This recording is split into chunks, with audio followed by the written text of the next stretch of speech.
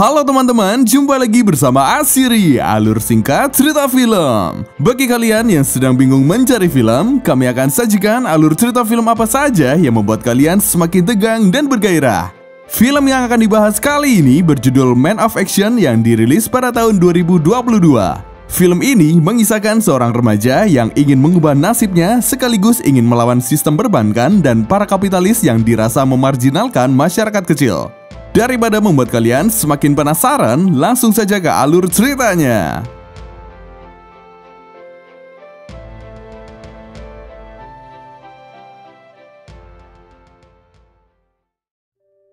Di negara Spanyol diperlihatkan seorang remaja bernama Lucio Urtubia yang lari dikejar oleh seseorang dan hendak ditembak karena telah mencuri. Lucio lalu pulang ke rumah untuk merawat ayahnya yang sedang sakit keras. Pada kesempatan itu, ayah Lucio memerintahkan Lucio untuk melakukan pencurian ke salah satu bank di daerahnya agar sang ayah bisa membeli obat, karena ayah Lucio sudah tidak kuat lagi. Pada awalnya, Lucio ragu, namun dia tak punya pilihan lain. Dengan bermodalkan pisau, Lucio memberanikan diri datang ke bank. Begitu sampai di bank, dia datang secara baik-baik dan ingin mengajukan pinjaman pada bank tersebut agar ayahnya bisa membeli obat. Namun, pegawai bank yang ditemui Lucio tidak mau memberikan pinjaman karena keluarga mereka tak memiliki usaha atau penghasilan yang pasti. Mendapat jawaban seperti itu, Lucio lantas mengeluarkan pisau bermaksud untuk merampok bank tersebut. Tapi dia tidak kuat mental sehingga dia sampai mengompol di celana. Karena kasihan, pegawai bank itu lantas menyuruh Lucio pulang. Sesampainya di rumah, kakak perempuan Lucio yang bernama Satur memberitahu jika sang ayah sudah meninggal dunia. Lucio pun sangat sedih mendengarkan hal tersebut.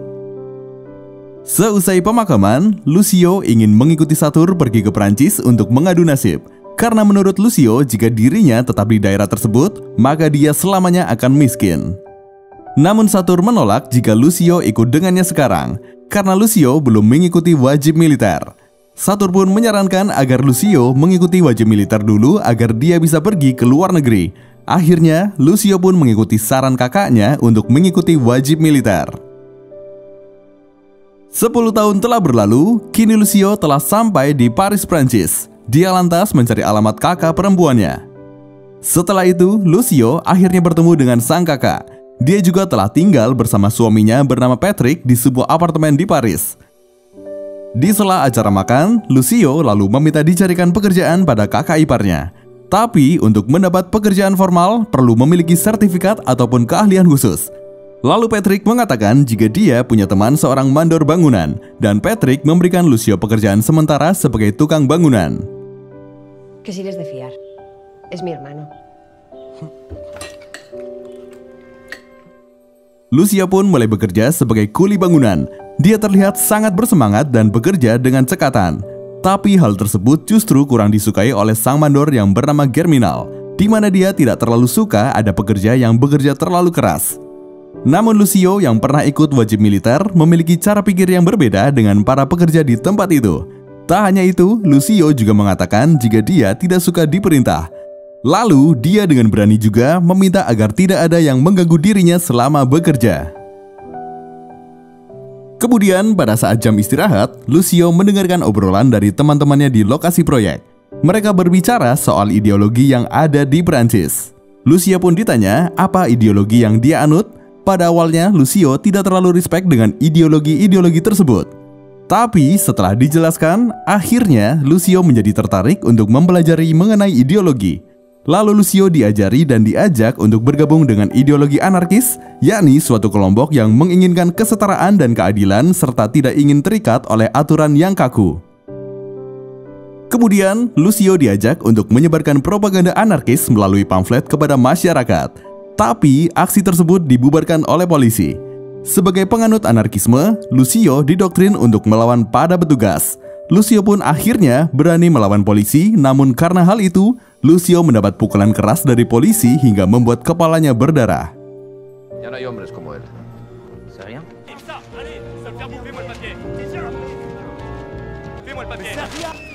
Pues tenía razón. Yo soy anarquista.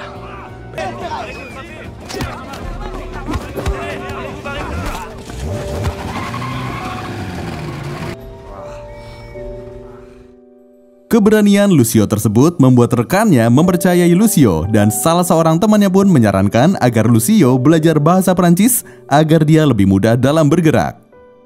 Selanjutnya, Lucio juga dipercaya untuk memberikan akomodasi baik berupa makanan maupun tempat tinggal pada seorang anarkis yang bernama Quico. Dia gemar membobol bank yang kemudian uang tersebut dibagikan untuk organisasi pergerakan dan orang miskin. Lalu, Quico pun diajak menuju ke rumah susun milik Lucio. Tapi begitu akan masuk, Quico tiba-tiba menodongkan pisau pada Lucio. Hal itu dilakukan untuk menguji Lucio, serta mengajari Lucio agar jangan pernah percaya pada siapapun. Setelah masuk, Quico memperlihatkan isi kopernya yang berupa baju dan juga beberapa senjata. Kemudian mereka berdua makan bersama. Di sela-sela acara itu, Quico bercerita pengalamannya merampok bank. Selain itu, Quico juga berpesan untuk jangan mudah percaya dengan berita yang beredar. Apalagi berita dari kalangan borjuis karena mereka sering berbuat curang. Lalu Lucio juga menceritakan pengalamannya merampok bank, namun gagal karena dia tidak kuat mental. Cuyons. Es que curas y banqueros la misma mierda son. Así que tú también eres un hombre de acción.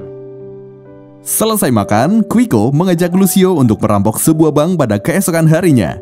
Di sini sangat terlihat jika Lucio belum begitu berani untuk melakukan pencurian. Bahkan dia sempat mengompol saat perampokan sedang berlangsung. Tak hanya itu, dia juga sempat tersandung hingga menjatuhkan pistol ke arah seorang sandera. Beruntung Quico segera menodong sandera tersebut sehingga situasi masih dapat dikuasai dan perampokan pertama mereka pun berhasil dan kabur menggunakan taksi.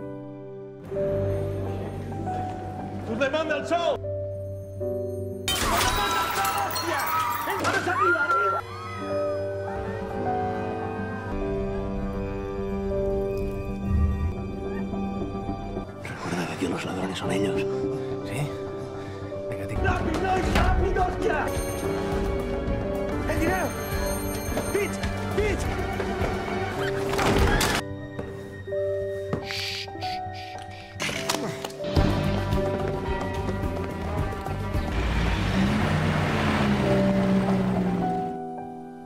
Selanjutnya di rumah Lucio, Quico membagi hasil rampokan tersebut menjadi 3 bagian, yakni sepertiga untuk pergerakan kaum anarkis, sepertiga lagi untuk orang miskin, dan yang sepertiga lagi untuk yang melakukan operasi atau untuk Lucio dan Quico. Selain itu, Quico juga mengajari Lucio agar lebih profesional lagi dalam melakukan perampokan, mengingat tadi Lucio melakukan beberapa kecerobohan. Lalu Quico menggunakan sebagian uangnya untuk membeli mobil, karena mereka tidak bisa terus-terusan kabur memakai taksi seusai merampok. Beberapa lama kemudian, Quico dan Lucio pun kembali melakukan pencurian. Kali ini, mereka sudah menggunakan mobil dengan merekrut seseorang sebagai sopir.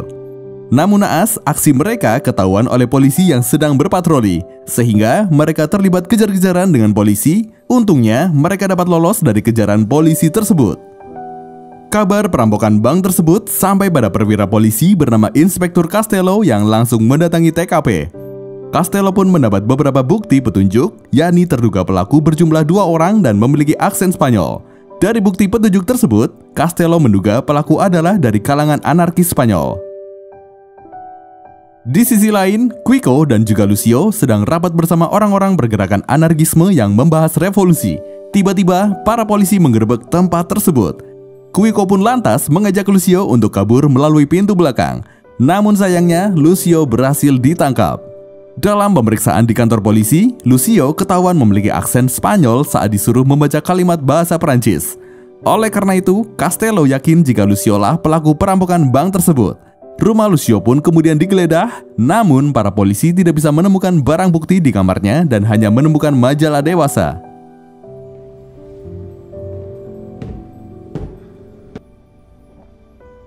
Pues era comprensivo, que eran 2 años. Están llenas de yeso y pintura. No soy más que un simple albañil. L'argent, Il y a que des magazines de filles à poil. y antes o después, yo siempre tengo los culpables.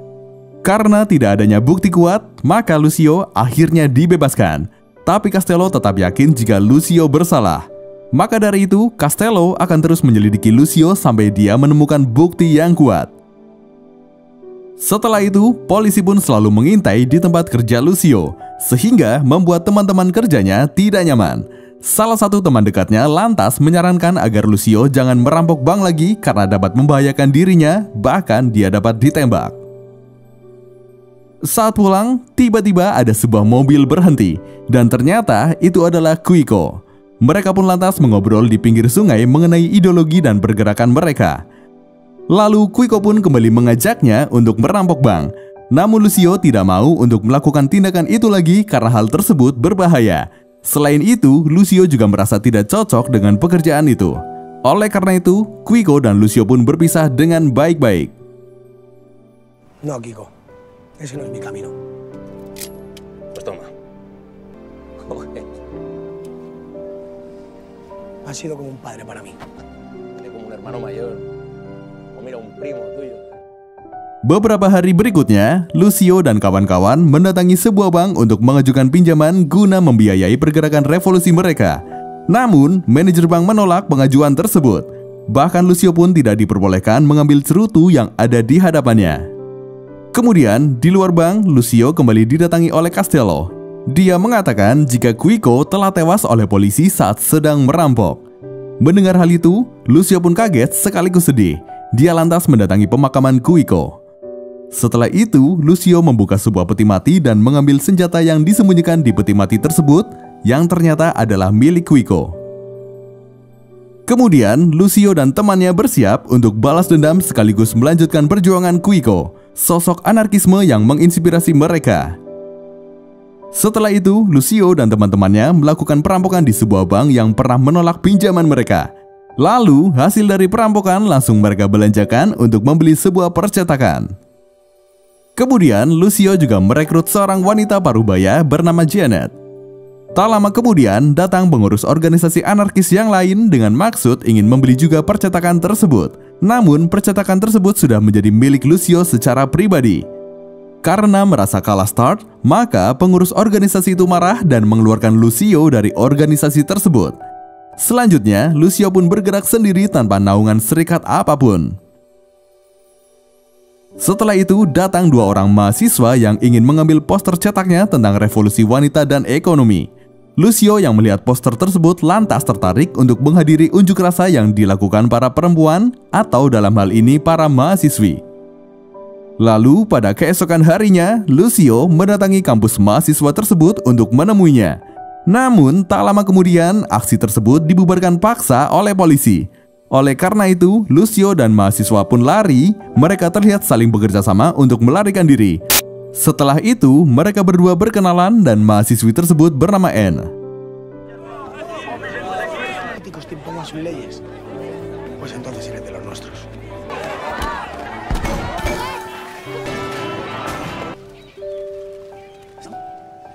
Cierto, ¿quién eres? Todavía no sé ni cómo te llamas. Sí, claro, no me voy a asustar. Además, soy un activista comprometido. Todo lo que le quitamos a los bancos, lo damos para la causa. Semenjak kejadian tersebut, hubungan mereka pun terlihat terus berlanjut. Mereka banyak mengobrol mengenai pergerakan dan ideologi, termasuk mereka juga saling memadu kasih. Di lain pihak, Inspektur Castello dan anak buahnya terus membuntuti Lucio. Selanjutnya, Lucio dan kelompoknya sedang berada di percetakan. Lalu mereka menyaksikan berita yang mengabarkan jika Amerika sedang berperang dengan Kuba yang dipimpin oleh Che Guevara. Hal itu memantik semangat Lucio untuk menghancurkan kaum borjuis dan kapitalis yang banyak bermukim di Amerika. Apalagi, Lucio telah banyak sakit hati dengan sistem perbankan yang ada. Oleh karena itu, Lucio berniat menghancurkan mereka dengan cara menghancurkan keuangan mereka. Lucio lalu berencana mencetak uang dolar palsu dengan harapan bank-bank Amerika akan runtuh dengan hal tersebut. Kemudian, Janet mengatakan jika dia bisa mencetak uang dolar asalkan ada plat yang digunakan untuk mencetak uang tersebut. Selanjutnya, Lucio menemui Patrick yang ahli dalam membuat plat. Setelah plat tersebut jadi, Lucio dan kawan-kawan mencetak uang dolar tersebut dan hasilnya sangat mirip dengan aslinya. Bahkan yang dapat membedakan hanya para ahli. Untuk menambah keyakinan, Lucio mencoba menukar uang tersebut di bank dan teller bank tak dapat membedakan uang tersebut. Lalu Lucio langsung membagikan beberapa lembar uang buatan mereka kepada kelompoknya serta masyarakat.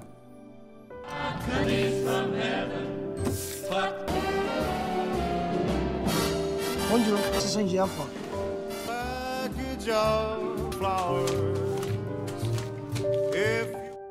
Selanjutnya, Lucio mencoba untuk mendatangi kedutaan besar Kuba di Prancis. Dia berniat ingin bertemu dengan Che Guevara untuk bekerja sama menjatuhkan Amerika. Setelah mendapat persetujuan dari pihak kedutaan, Lucio lalu diberi jadwal bertemu dengan Che Guevara di sebuah bandara di Paris. Di hadapan Che Guevara, Lucio menyampaikan gagasan untuk melawan kaum kapitalis dan Amerika. Namun demikian, gagasan revolusi itu ditolak oleh Che Guevara karena menurut Che Guevara, Amerika terlalu kuat dan jika dengan cara itu saja Amerika tidak akan runtuh. Lalu, Che Guevara juga mengatakan kalau gajah tidak bisa dikalahkan oleh kutu. Kemudian, Lucio pun hendak keluar dari bandara, tapi Inspektur Castello sudah menunggunya di bandara. Oleh karena itu, Lucio sengaja menaburkan uangnya ke udara dengan mengalihkan perhatian orang dan polisi sehingga dia bisa kabur. Tapi ternyata polisi sudah mengepung bandara tersebut sehingga Lucio pun akhirnya ditangkap dengan tuduhan makar.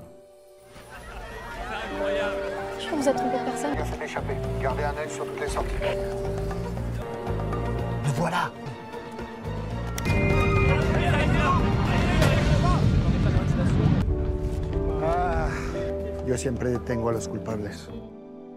Selanjutnya di penjara, Lucio terus berpikir bagaimana caranya dia keluar secepat mungkin dari penjara tersebut.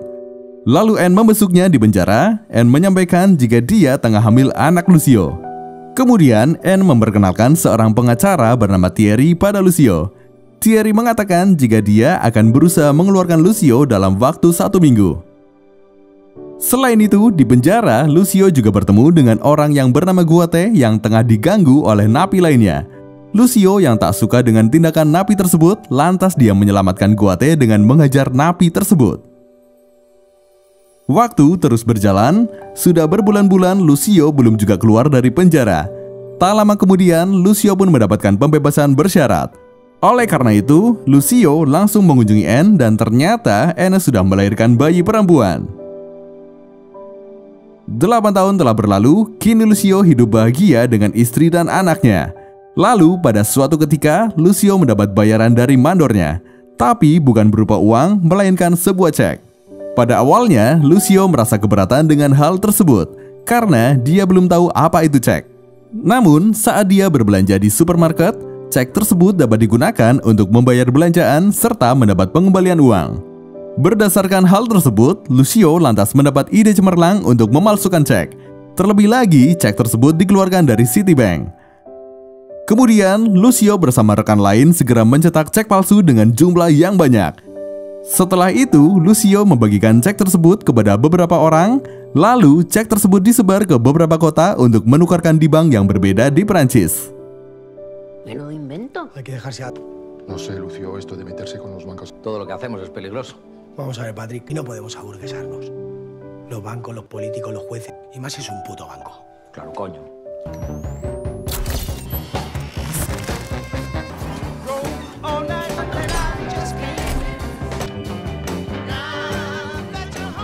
Viajar a ciudades diferentes. Los cobros los vais a hacer en oficinas de más pérdidas les causaremos a esos cabrones. Junta y al mismo tiempo. Así cuando nosotros ya habremos repartido el dinero entre quien realmente lo necesita. Hal tersebut akhirnya diketahui oleh pihak Citibank di Amerika. Pihak Citibank khawatir jika hal ini dibiarkan, maka mereka terancam terkena bencana kebangkrutan. Oleh karena itu, pihak Citibank menugaskan Barrow untuk mengatasi hal tersebut. Barrow lalu menemui Castello untuk mencari pelaku pemalsuan cek tersebut. Castello selanjutnya melakukan penyelidikan dan mencurigai Lucio sebagai pelakunya. Namun, saat Lucio dihampiri oleh Castello, Lucio mengatakan jika dirinya sudah pensiun dan dia sekarang hanya bekerja sebagai tukang bangunan. Namun demikian, Castello tidak percaya begitu saja dengan perkataan Lucio. Dia lalu terus membuntuti Lucio. Anne yang sudah tidak mau berurusan dengan hukum serta kasihan melihat suaminya terus-terusan diserang oleh pihak berwajib, maka Anne mengajak Lucio pergi ke Bolivia karena Anne mendapat pekerjaan yang cukup bagus di sana.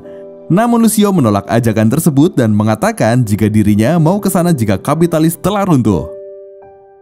Setelah melihat profil Lucio, Barrow tadinya tidak percaya kalau Lucio adalah pelaku pemalsuan cek.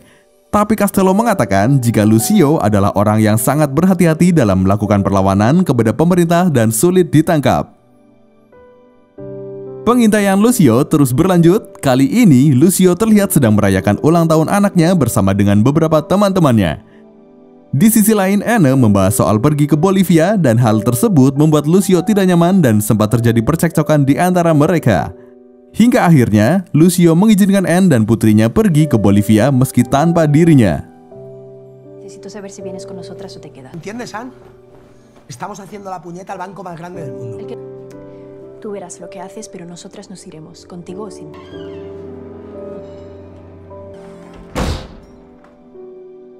Kemudian, karena cara menukarkan cek ke bank sudah tidak dipercaya, maka Lucio mencari cara untuk menjual cek yang tersisa.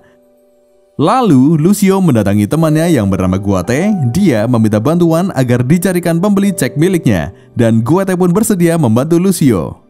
Setelah itu, Lucio dipertemukan dengan orang yang akan membeli cek Lucio. Seusai melihat kondisi cek tersebut, orang itu pun sepakat bertemu lagi untuk menukarkan cek tersebut dengan uang. Sesampainya di rumah, Lucio kaget dengan kehadiran sang kakak. Pada saat itu juga, kakak Lucio langsung memarahi Lucio karena dia sudah membuat semua orang dalam bahaya. Tak hanya itu, privasi mereka juga terganggu karena mereka diikuti terus oleh polisi. Beberapa hari kemudian, tiba waktunya pertukaran cek milik Lucio dengan calon pembeli. Hari itu juga bertepatan dengan keberangkatan Anne ke Bolivia. Lalu, Lucio mengajak Anne untuk melancarkan aksi mereka sekali lagi. Namun Anne menolak karena dia sudah mantap akan ke Bolivia. Oleh karena itu, Lucio harus menyelesaikan rencananya sendiri. Selanjutnya, bertempat di sebuah kafe, Lucio dan calon pembeli bertemu untuk melakukan transaksi. Pada awalnya, Lucio merasa ragu dengan pertemuan itu, tapi dia tetap menemui calon pembeli. Dan benar, ternyata polisi sudah mengetahui rencana tersebut, sehingga saat Lucio akan melakukan transaksi, dia ditangkap kembali oleh polisi dan masuk penjara untuk kedua kalinya.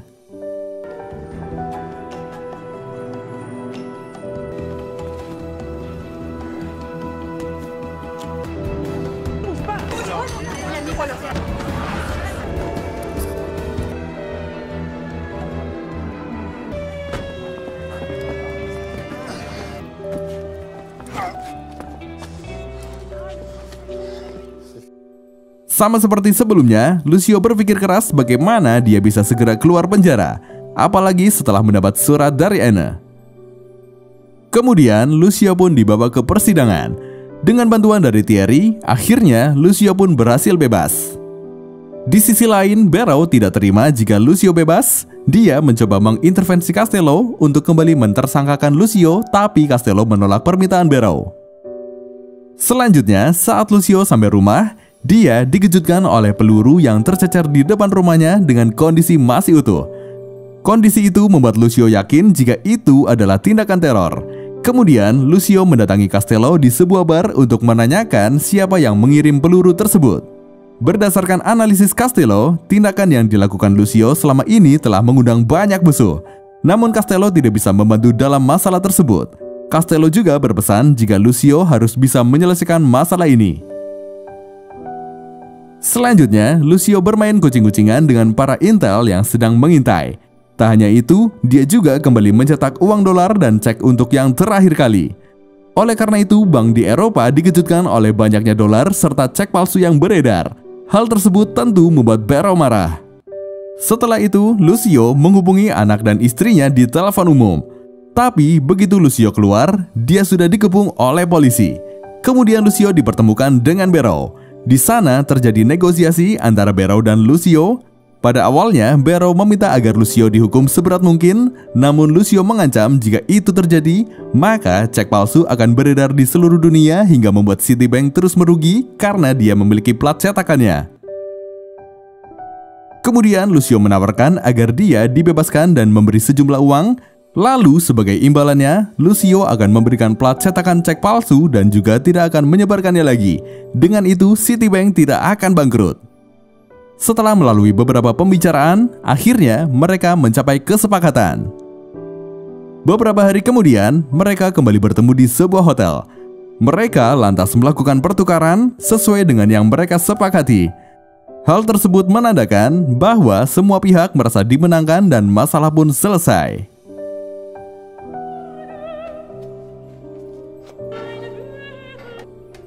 ¿Y cómo puedo estar seguro? Su palabra. Esta vez la pulga ha vencido al elefante. Simple bricklayer defeated the most powerful bank in the world. Claro que sí, mi amor. La familia es lo primero.